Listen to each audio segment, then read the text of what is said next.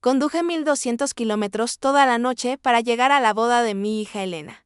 De pie en su puerta, a las 6 de la mañana, con mi maleta y el corazón a punto de estallar de emoción. Llamé suavemente. Cuando abrió, no me esperaba ningún abrazo. En cambio, me miró fijamente como si fuera una desconocida y dijo: «Ay, mamá. No te esperaba». Algo se me estremeció en el pecho. 71 años de vida. 1200 kilómetros recorridos. Y mi propia hija actuó, como si mi llegada fuera una molestia. Pero ese dolor palidecería comparado con lo que vino después, su prometido, Roberto. Apareció detrás de ella, con esa sonrisa artificial que siempre me había inquietado. Entonces pronunció las palabras que lo cambiarían todo para siempre. «¿Cree que $63,000 te garantizan un asiento aquí?» Se me heló la sangre, no por la suma que había aportado a la celebración, sino por la fría indiferencia en su voz. Como si yo fuera solo una inversionista en lugar de una madre. Soy Carmen, tengo 71 años y durante décadas creí que ser una madre dedicada significaba darlo todo sin esperar nada a cambio. Elena es mi única hija. La crié sola después de que su padre nos dejara cuando solo tenía 8 años. Trabajé doble turno, hice innumerables sacrificios, vendí mi coche, hipotequé mi casa, todo para que ella pudiera tener lo mejor de la vida. Financié su educación universitaria, su primer apartamento. Su coche nuevo cuando conoció a Roberto. Hace 3 años pensé que por fin había descubierto la verdadera felicidad. ¡Qué equivocada estaba! Roberto demostró ser un maestro de la manipulación que poco a poco fue separando a Elena y a mí. Al principio.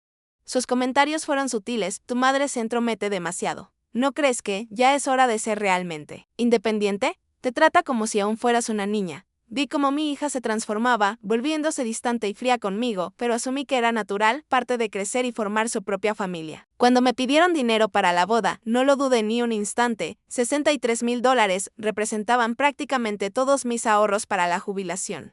Pero eran para la alegría de mi hija. «Mamá, queremos la boda perfecta», me dijo Elena con lágrimas en los ojos. «Siempre has sido tan generosa con nosotros. Te prometo que te lo devolveremos». Mentiras, todo eran mentiras. El día que transferí los fondos, Roberto me dijo: «Carmen, ya que estás financiando la boda, obviamente tendrás asientos en primera fila». Pensé que era de mal humor. ¿Cómo? ¿No iba a asistir a la boda de mi propia hija?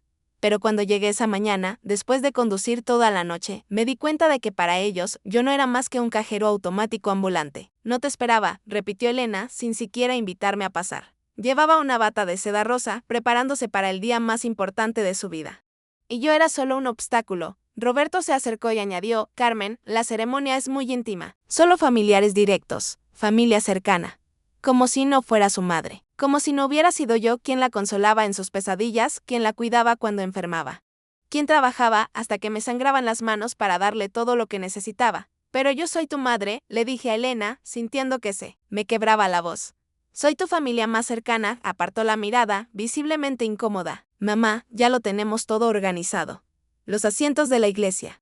La recepción. Todo está calculado, calculado». Qué palabra tan fría para describir el día de su boda. Roberto tomó el control de la conversación, como siempre. «Mira, Carmen, agradecemos mucho tu aportación, pero Elena y yo decidimos que queremos una ceremonia pequeña, solo para nuestros seres queridos más cercanos, mis seres queridos más cercanos. Yo, que lo había sacrificado todo por esta niña, no estaba entre mis seres queridos más cercanos. En ese momento, algo se transformó dentro de mí. Una frialdad que nunca antes había experimentado me recorrió el cuerpo. Miré a Elena, buscando en sus ojos algún rastro de la niña que había criado. Pero solo encontré indiferencia.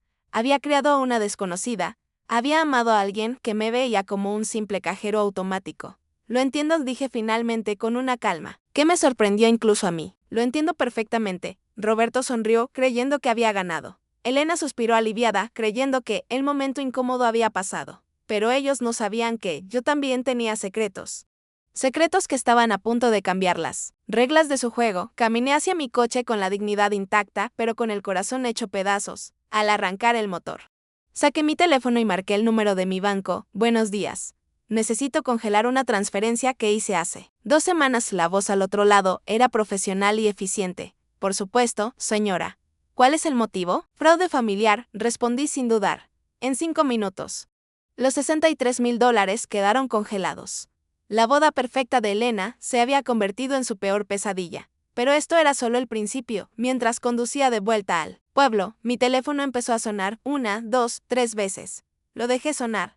Sabía exactamente quién era y por qué llamaba. La notificación del banco había llegado a la cuenta de Elena, transferencia congelada por el remitente. Me imaginaba la cara de Roberto al enterarse de la noticia. Me imaginaba el pánico en los ojos de mi hija al darse cuenta de que su boda perfecta se estaba desmoronando. Pero no iba a responder. Todavía no, después de tantos años de ser la madre que siempre estaba disponible, que siempre resolvía problemas, que siempre decía que sí. Era hora de que aprendieran lo que era la desesperación. Era hora de que supieran lo que significaba necesitar a alguien que no estaba. Me registré en el hotel más elegante del pueblo. No en el motel barato, donde siempre me alojaba cuando los visitaba. Esta vez quería lujo. Quería sentirme valorado, aunque fuera por desconocidos que me trataran con respeto, a cambio de dinero. La recepcionista sonrió sinceramente cuando me registré. Bienvenida, señora Carmen. Esperamos que disfrute de su estancia. Qué diferente fue ser tratado como un invitado distinguido en lugar de una carga. En mi habitación, una suite con vistas al jardín, me serví una copa de vino y me senté. A esperar, no tuve que esperar mucho. Mi teléfono explotó de llamadas. Primera llamada, Elena. Segunda llamada, Roberto. Tercera llamada, Elena otra vez. Cuarta llamada, número desconocido. Probablemente Roberto desde otro teléfono. Quinta, sexta, séptima llamada. Las dejé todas en el buzón de voz. Finalmente, decidí escuchar los mensajes. La voz de Elena sonaba desesperada. Mamá, por favor. Necesito hablar contigo. Hubo un error con el banco.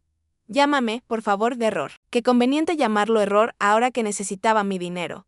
El segundo mensaje era de Roberto, y su tono era completamente diferente. Carmen, no sé a qué te refieres, pero esto es serio. Tenemos que pagar a los proveedores, un local reservado, invitados que vienen de lejos.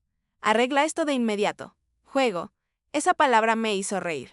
Porque si esto fuera un juego, simplemente habría cambiado las reglas y no sabían que yo tenía todas las cartas ganadoras. Pero lo que realmente me sorprendió fue el tercer mensaje, también de Roberto. Escúchame bien, vieja. No sé qué te pasa, pero si no arreglas esto en las próximas 2 horas, te arrepentirás. Elena está llorando por tu culpa. ¿Es esto lo que quieres? Hacer sufrir a tu propia hija. Anciana. Me había llamado anciana y luego tuvo la audacia de culparme por el sufrimiento de Elena. Esa fue la gota que colmó el vaso. Cogí el teléfono y marqué el número de mi abogado. Fernando, soy Carmen. Necesito verte mañana a primera hora. Es urgente. Fernando había sido mi abogado durante años, desde mi divorcio. Conocía toda mi situación financiera, mis propiedades, mis inversiones. Todo lo que Elena y Roberto desconocían. ¿Qué pasa, Carmen?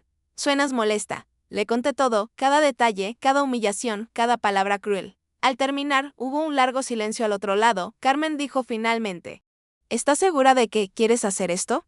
Una vez que empecemos, no. Habrá vuelta atrás. Fernando. Durante 71 años he sido demasiado amable, demasiado comprensivo, demasiado generoso. Me han usado, manipulado, tratado como si no valiera nada. Basta. Quiero que sepan exactamente con quién se han metido.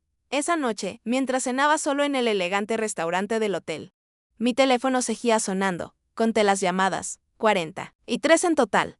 43 llamadas desesperadas de 2 personas que nunca habían llamado solo para preguntarme cómo estaba. 43 llamadas de 2 personas que solo se acordaban de mí cuando necesitaban algo. Pero las llamadas no fueron lo peor, sino los mensajes de texto. 12 mensajes que pasaron de súplicas a amenazas en cuestión de horas. Elena empezó diciendo: mamá, por favor, llámame. Hablamos de esto luego. No entiendo por qué haces esto. Pensé que querías que fuera feliz. Y finalmente, si arruinas mi boda, nunca te lo perdonaré. Pero fueron los mensajes de Roberto los que realmente revelaron su verdadera naturaleza. Carmen, esto es ridículo.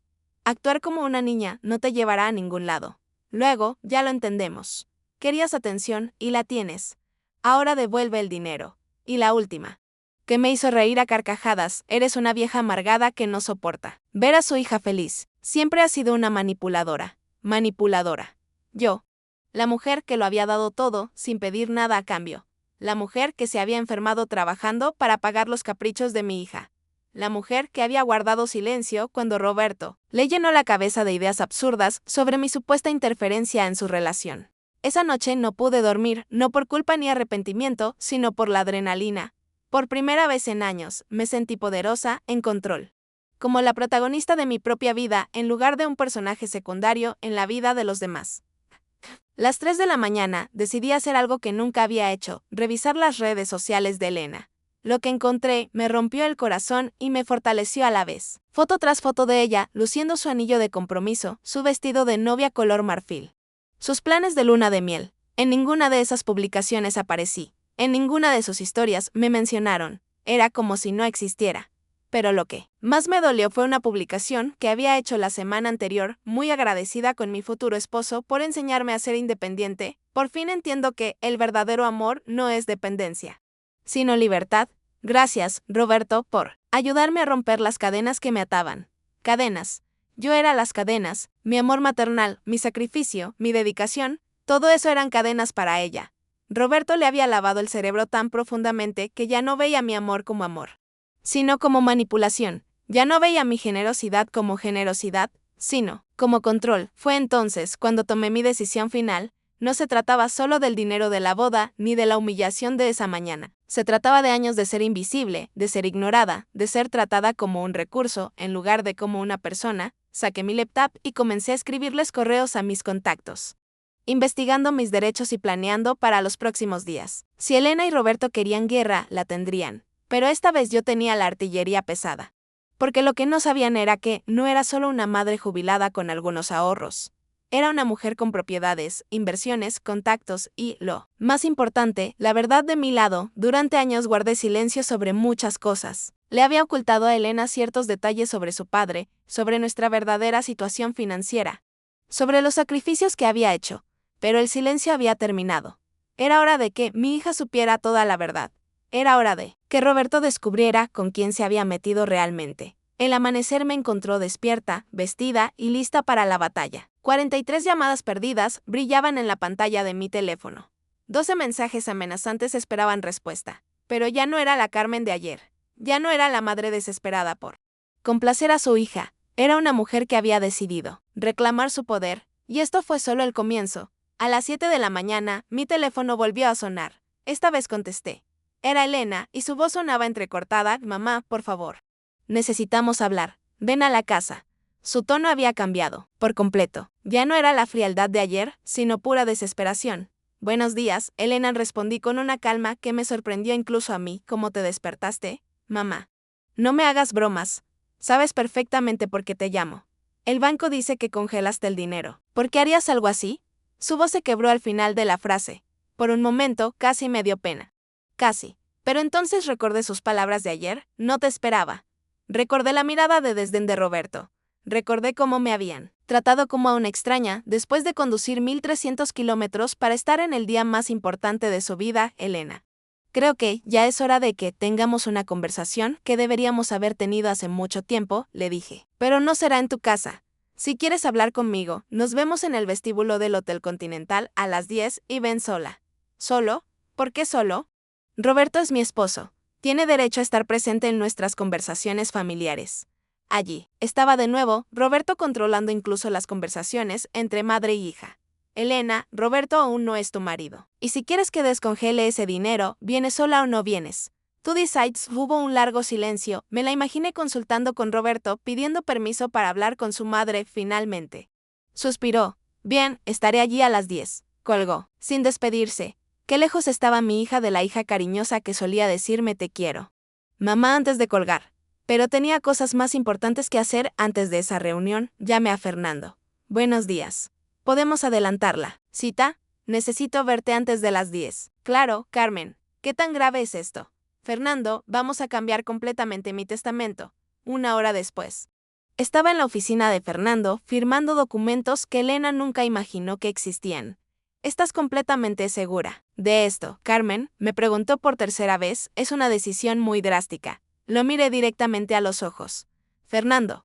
Durante años he sido madre. He priorizado las necesidades de mi hija sobre las mías. He sacrificado mi felicidad, mi comodidad, mis sueños por ella. Y ayer descubrí que, para ella, solo soy una cuenta bancaria. De esto estoy más segura que de cualquier otra cosa en mi vida. Los documentos estaban listos. Fernando explicó. Cada detalle, cada consecuencia. Una vez que hagas esto público, Elena sabrá exactamente lo que se pierde. ¿Estás preparado para esa conversación? Sonreí por primera vez en 24 horas. Fernando, me he estado preparando para esa conversación toda mi vida. Simplemente no lo sabía. Llegué al hotel 5 minutos antes de las 10. Elena ya estaba allí. sentada en una silla del vestíbulo con los ojos rojos de tanto llorar. Llevaba un vestido verde claro que le había regalado el año pasado por su cumpleaños. Parecía pequeña, frágil, como la niña a la que solía consolar durante las pesadillas. Por un instante, mi corazón maternal se ablandó. Pero entonces, recordé las palabras de Roberto. Ella cree que $63,000 garantizan tu presencia. Mamá se puso de pie al verme e intentó abrazarme. Retrocedí un paso. Siéntate, Elena. Tenemos mucho de qué hablar. Se le llenaron los ojos de lágrimas al verme rechazar su abrazo. Mamá, ¿por qué te comportas así? No te reconozco. ¿No me reconoces? Qué curioso, porque ayer no reconocí a mi hija cuando me cerró la puerta en la cara después de haber conducido 800 millas para asistir a su boda. Me senté frente a ella, manteniendo la distancia. Dime, Elena, cuando decidiste que tu madre no merecía estar en el día más importante de tu vida, mamá, no fue así. Es complicado. ¿Complicado? ¿Qué palabra tan conveniente para evitar asumir responsabilidades? Roberto pensó que sería mejor tener una ceremonia íntima solo para la familia más cercana. Y yo no soy tu familia más cercana. La mujer que te dio a luz, que te crió sola, que trabajó doble turno para darte todo lo que necesitabas, no es tu familia más cercana. Las lágrimas comenzaron a rodar por sus mejillas. Claro que eres mi familia más cercana, eres mi madre. Pero Roberto dice que siempre has sido demasiado intensa conmigo. Que necesito espacio para crear mi propia familia. Intenso. Esa era la nueva palabra que encontraron para describir mi amor maternal de Elena. Déjame hacerte una pregunta muy sencilla. ¿Quién pagó tu universidad? Tú, mamá, pero ¿quién te compró tu primer coche?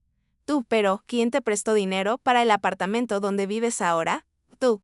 Pero no entiendo qué tiene que ver esto con... ¿Y quién te dio $63,000 para tu boda perfecta? Su rostro palideció. Tú, mamá, siempre has sido generosa conmigo. Por eso no entiendo por qué ahora. ¿Y ahora qué, Elena? ¿Por qué ahora me niego a que me traten como a un cajero automático?